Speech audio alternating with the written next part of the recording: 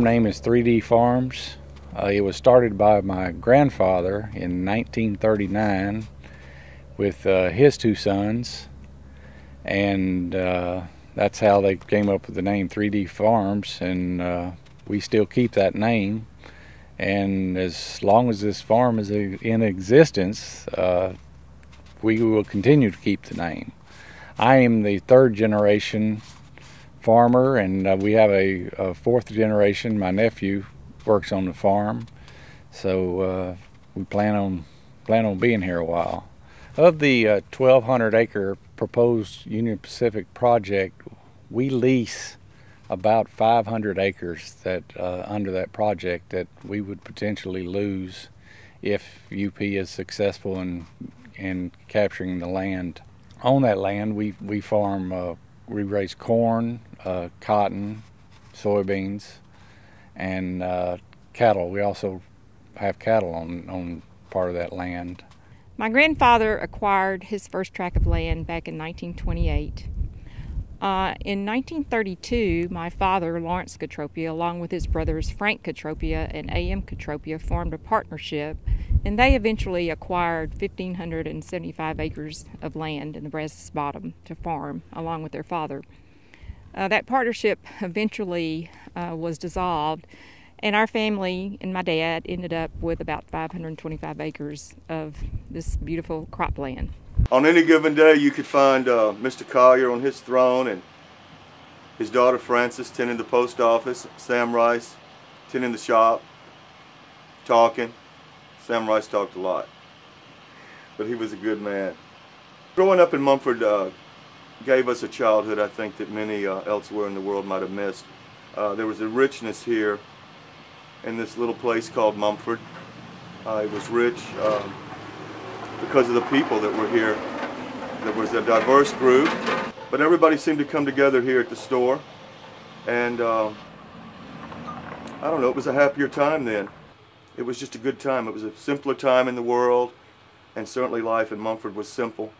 And it gave us, those of us who grew up here, I think, a ground base from which to build our lives and move on, and for some of us move back.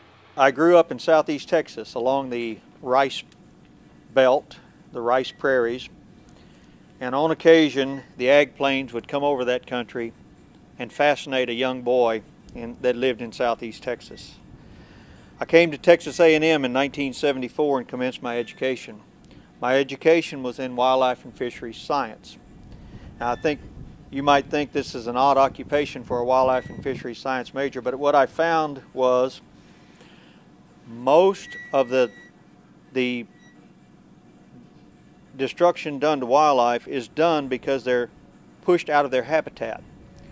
And if you do not have concentrated agriculture, then you have a diverse agriculture. It is spread out all over the planet. It takes 2/3 more land to produce what we're producing here today without the agricultural aircraft and modern fertilizers and pesticides. So by concentrating our agricultural activities in the best lands, we're actually preserving other lands for native species, wildlife, migratory fowl, what have you. My family has farmland in the Brazos Bottom that potentially could be purchased by Union Pacific Railroad for their expansion. I'm concerned about them coming out here and taking the land for a number of reasons. It's our home place. It's been in the family over 60 years. We raise crops there. It's a source of revenue for my mother. She gets land rent off of it. She also gets oil revenue off of it. The other issues are the farmers raise cotton out here in the bottom. I manage a cotton gin, and with the loss of land, the potential to have cotton to gin at the cotton gin would be taken away. And then another factor we're also looking at is I do irrigation work. And if you don't have it in farmland anymore, the railroad doesn't need me to help provide pipelines to help irrigate the crops in the bottom. On the farmland that they may want to take, it's good land. 1,000 acres of land has the potential to yield over $1,000 per acre. So every 1,000 acres they take could be $1 million worth of revenue lost. May not sound much to the railroad. They're probably worth billions of dollars, but your local CarQuest, your producers' co-ops, just the labor force, I don't know that they can come in and replace all of that and provide the revenue that we have here now. Well, the main thing is that this land is very productive farmland. Also, for those people that are working in this area, they've been down in this area for maybe 2 or 3 generations. And the land is not, it's not like the amount of money that it's worth. It's more like it's part of their families. Now, the main hurt will be the people whose land is being condemned and taken for this project. However, the other land that's not taken by that project will also be impacted because there's going to be more traffic up and down a farm to market road.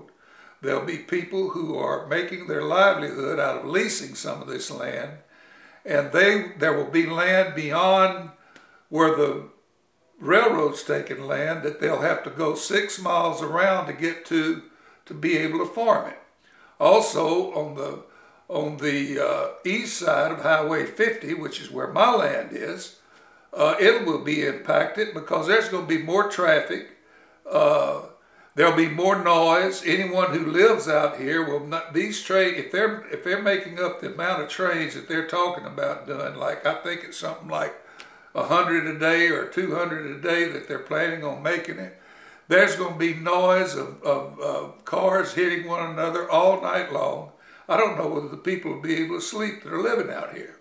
My father before me and I have been in the aerial application business here in the Brazos Bottom between Hearn and Mumford for the last 65 years. This is strictly a farming community, always has been my whole lifetime. If the railroad does what they intend to do in this part of this Brazos Bottom, it's nothing short of disaster for those of us who live and work here.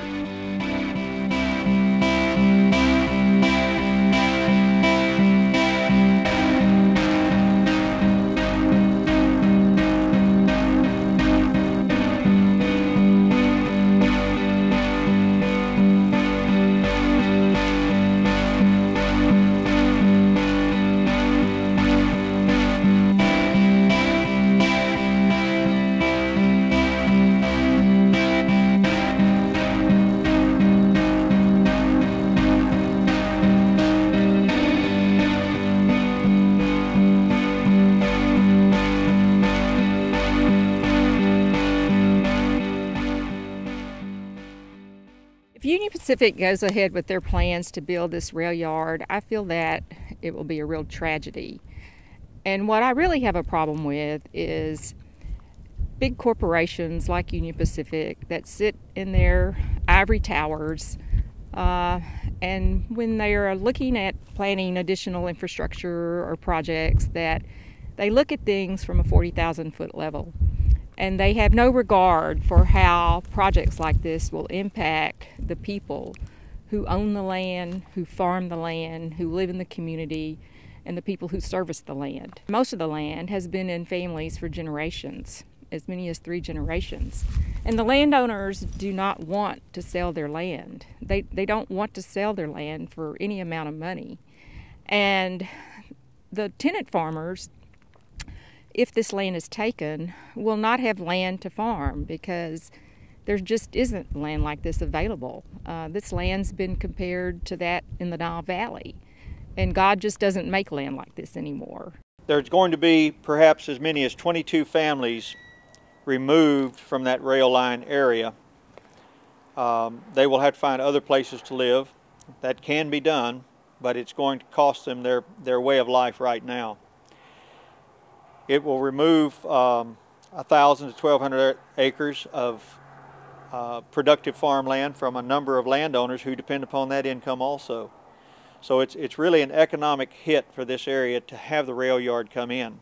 Some of the effects of losing that land would not just be ourselves as farmers. It would be suppliers that we buy seed, we buy fertilizer, The cotton on there that we raise, it's ginned by a local gin. The corn is sold to local people. It's sold to Sanderson Farms, which runs a large chicken operation. Of that potential loss, it's just not a loss for us, it's loss for those people. Quite a few of the farmers have interest in a cotton gin, and a cotton gin has to have cotton to be profitable. With the loss of 1, 2, or 5,000 acres of 2 bale an acre cotton, you would probably lose the cotton gin over time. It needs approximately 10 or 12,000 bales to be profitable. It employs, with just ginning one crew, 15 to 18 people. If we went 24 hours, it would employ about 32 to 35 people. Those people would make anywhere from $10,000 to $18,000 a year or a season, so there's a lot of lost revenue if we lose our cotton gin. This land has made a lot of 3 bale cotton this year, and that cotton is bringing about 70 cents a pound. So it's grossing anywhere from $1,000 to $1,200 an acre, not counting a seed check that they'll get. So it has upwards of potential of $1,500 an acre. So there could be 1,000 acres or more taken by the railroad, and we would lose $1.5 million per 1,000 acres or more. Also, our local economy no longer has a Walmart in Hearne, Texas. We might lose other businesses that rely on the farmers' purchases to keep their doors open. We use a lot of fuel in agriculture. We buy that from Producers Co-op and other suppliers. Their sales would go down. All the ag-related industries, whether it's fertilizer, seed, I mean, you can plant wheat, you can plant corn, you can plant grain, sorghum. We do plant some vegetables on the land. Once it's got railroad tracks on it, all those potentials are gone. There are also small business owners, ag-related businesses that service this land, such as Kapora Aerial and Brazos Valley Flying Service, and welders and mechanics and hay balers and tractor drivers. And, you know, although the promoters of the project and Union Pacific tout that this project will create 200 jobs, they're not thinking about the number of jobs that are going to be lost and the impact on the small business owners. One of Union Pacific's points is that when they coming in here is they're talking about bringing jobs to the area. What people don't realize is we provide many jobs in the area, because there's what's called a multiplier effect. Any money from that's raised or grown on a farm is when it goes out, it multiplies.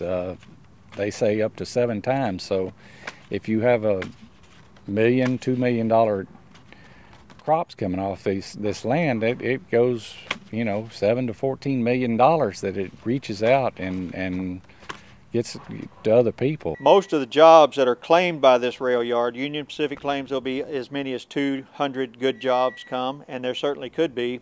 But I worked for the railroad before, and I know that it works on a bump system.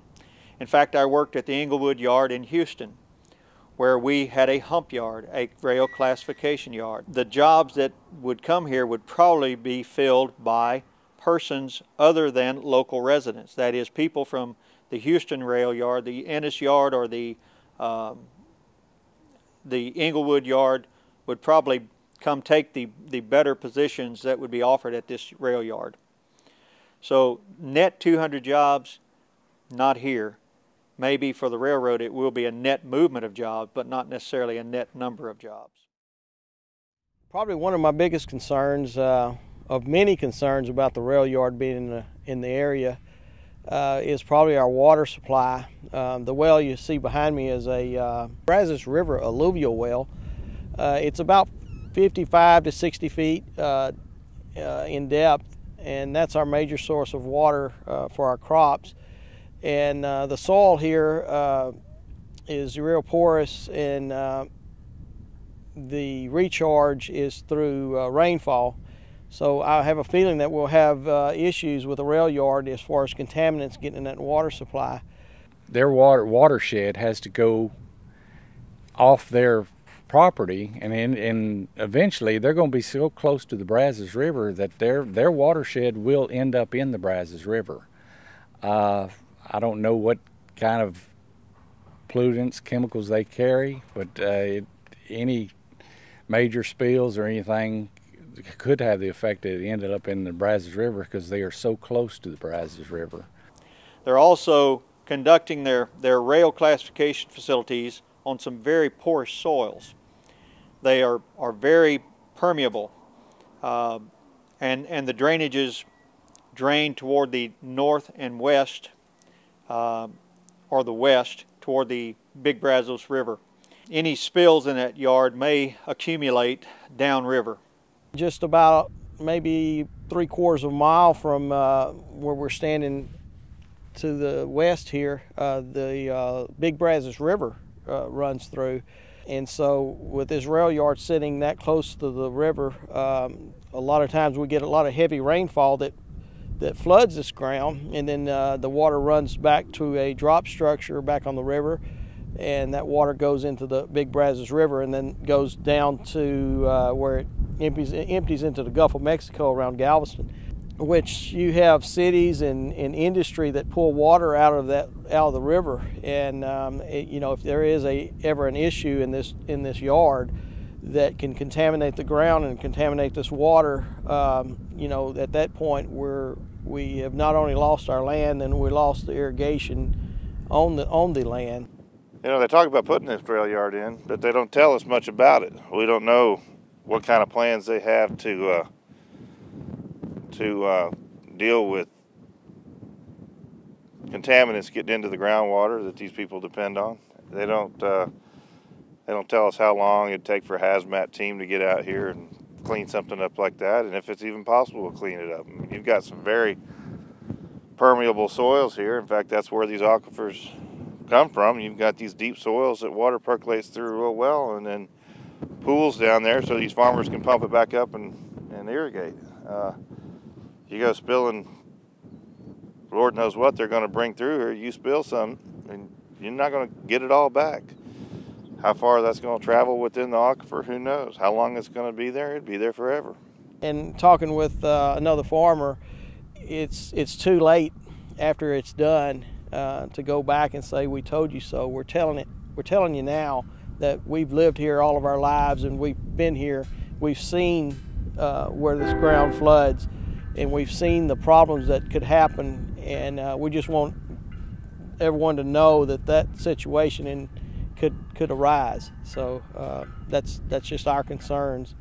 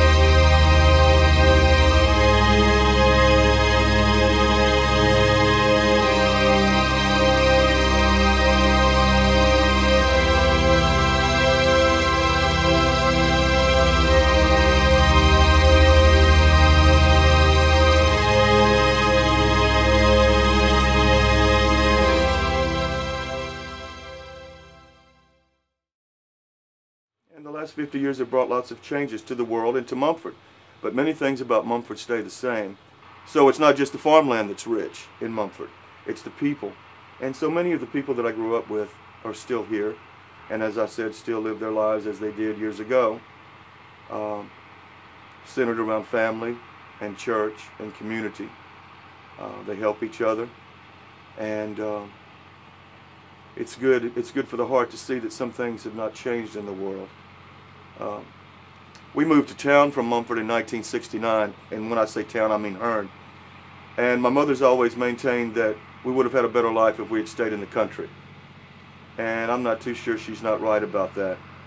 But getting out and traveling the world as I have, because I was given opportunities that many did not have, I had a chance to travel the world. And when it's all said and done, after all that road running, I appreciate and value the things that I was given as a child here in Mumford. The proposed rail classification yard that is due to go in between Mumford and Hearn is going to consume between 1,000 and 1,200 acres of lands that I fly. Now that is a fair chunk of my income, perhaps 20%.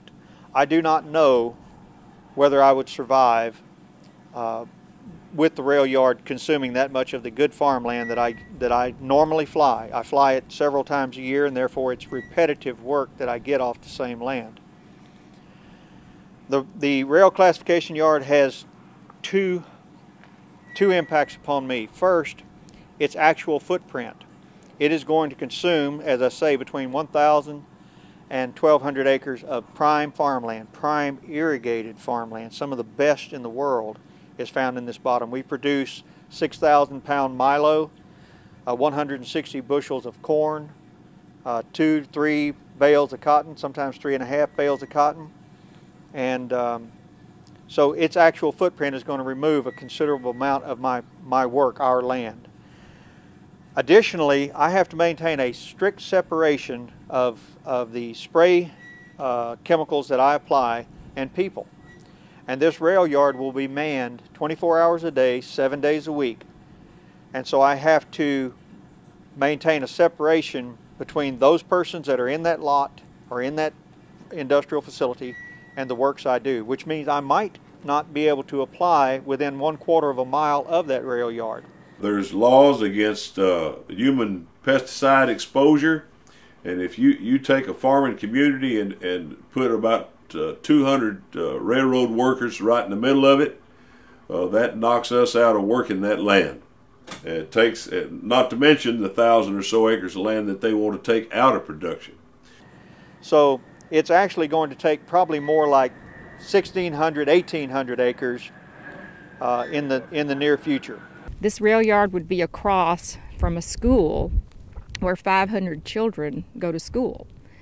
Rail yards are inherently dangerous. There would be more than 1,500 cars coming through this rail yard every day carrying hazardous waste, toxic chemicals.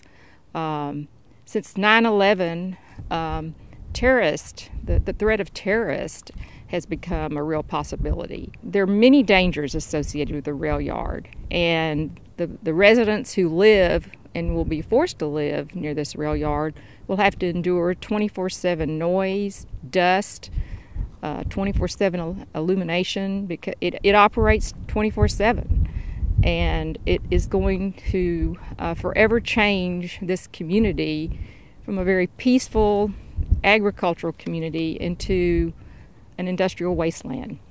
We've been told that Union Pacific has alternate sites for this rail project.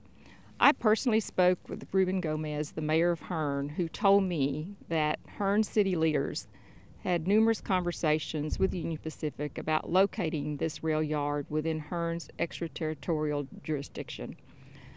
Hearn would love to have the tax base for this rail yard. I also personally spoke with Joe Adams, who is the Vice President for Public Relations for Union Pacific, and asked him about alternate sites. What Mr. Adams told me was the problem with an alternate site was that they would have to build additional rails. That's a quote. The problem I have with that is that Union Pacific is a very, very wealthy corporation. In their 2012 filing with the Securities and Exchange Commission, they boast about how 2012 was their best year ever, the best in 150 years of operation. They generated record earnings per share, a record operating ratio, record cash. They had a record investment in infrastructure, and yet they can't afford to spend a little bit of money to locate this project on a site that makes more sense and wouldn't harm and impact so many people's lives. The good point of the thing is it's going to increase the tax base for this area, the school district. That's good, but we don't have that many people going to that school that live in this district anyway, and it's already pretty solvent. It's got a good tax base already with the oil production. This thing is going to primarily be in the Mumford School District, which is already very solvent. They've built new school, they've got a great athletic complex out there, it's all paid for, our taxes have not gone up. When you go past my farm going north, it becomes the Hearn School District. Hearn School District doesn't have the tax base for the amount of kids that they have. Their schools don't have nearly as much money to spend. Now, if you moved it still kept it in the bottom and put it in the Hearn School District, it still would be the same effect on all of us down here in the bottom. These guys are interested in putting in a rail yard, and some folks here in the community are interested in it because they like the potential for increased taxes from the railroad, and it just doesn't make sense to me that you would sell a lifestyle to get more tax dollars. It doesn't make sense to me. The future potential for the land and the water, to me, exceeds any benefit that you're going to get from tax dollars from a railroad for a rail yard that just doesn't belong here. If they are successful in building this rail yard in this community, it will be nothing short of a tragedy. For those who own the land and don't want to sell it, for the farmers who farm the land, for the small business owners who service the land, and for the residents that live in this community. The history of this area, we feel, needs to be preserved. It's something that's this land has been passed on down generations, and that's the way they want to keep it. But my thought is, why couldn't they find some land that was less valuable agriculturally and put this thing on it instead of taking prime land that's very productive? Now, when you look at it for what land is worth, sometimes this land that's not productive sells for as much as good prime productive land does. But those people are buying it to have little ranchettes, or they're buying it to have a home site, where this land is something that we've made a livelihood out of, producing in agriculture. That's basically it. There are better places to place this rail classification yard. There are places in this valley, near the valley junction, which would be a better location for a rail classification facility. There are landowners in this Brazos Valley that have offered as much as 1,200 acres to Union Pacific to place their rail yard. Union Pacific seems to have no interest in those particular pieces of property. The Valley Junction area, of course, is where the rails cross in Texas. This is the rail crossing capital of Texas. The crossroads of Texas is what Hearn calls itself. And that would be a great place to put it. It does not have to be out in our farmland. We're not necessarily opposed to a rail classification yard. We're opposed to it where they propose to place it, because it has a huge economic impact upon the local community. Negative impact. Everyone that lives and works here believes that there's lands better suited to what the railroad wants to do. I know this property out here is probably real convenient to the railroad, but it's most inconvenient to us. jobs for people. Maybe they'll be more created by the railroad, but the railroad may already have their people in place coming to run this. If they're going to train us to do other jobs, and this is for the better and for the future, we're kind of open-minded, but right now we kind of like our land, and hopefully it'll stay in agriculture production the way it is now. Our family differs. Every family's different. Sure. And even though there are families that are grouping together, as ours is, about this project, I think each family sits in a little bit of a different situation. We haven't lived on our land in many years, and we don't farm the land. And so in that regard, you know, our position is different than many others. But the fact of the matter is that we still hold emotional ties to Mumford, and certainly to the people who live here still and work the land. And so it's a difficult time for us. There's some difficult decisions to make along the way, and I'm sure there's many more to come before we see the end result, whatever that be. It'd be a shame. This is a nice place, a beautiful place, good people, quiet, friendly, and close-knit group. It won't be that way anymore. It'll change dramatically. And a lot of these folks will have to pick up and leave. And unfortunately, some of them can't. They built their lives here, and they're just going to get uprooted. So I think that'd be one of the main reasons why I wouldn't want to see a project like this pushed through. So Robertson County stands to lose a hell of a lot more than they stand to gain with this rail yard. People that own this land and live out here, they and their ancestors came by this land the hard way. They earned it, and they worked hard to keep it for several decades. If they lose this land, they're going to lose it the hard way. They're not going to roll over for Union Pacific or anybody else. They'll fight to keep it, and as far as they're all concerned, the fight's just begun.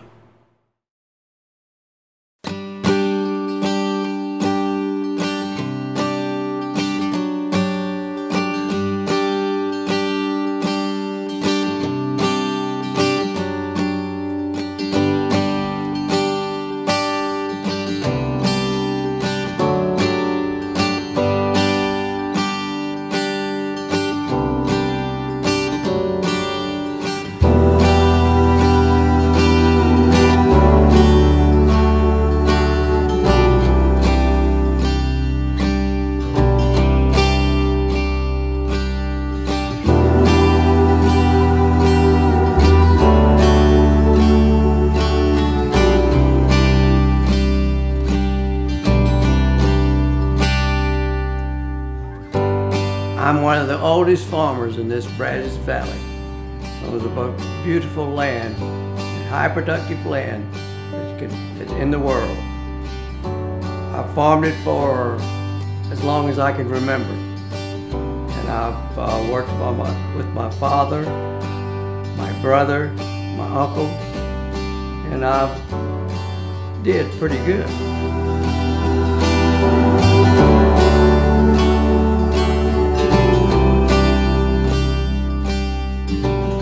Two grandsons worked with me here on the farm, and they're very happy here.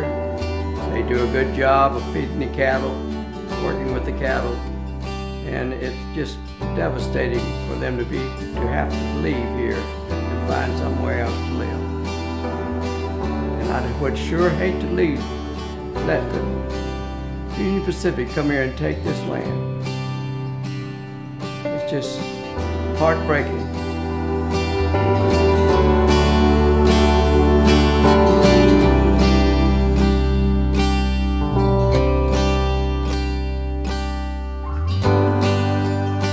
It's getting to where I think about it every day.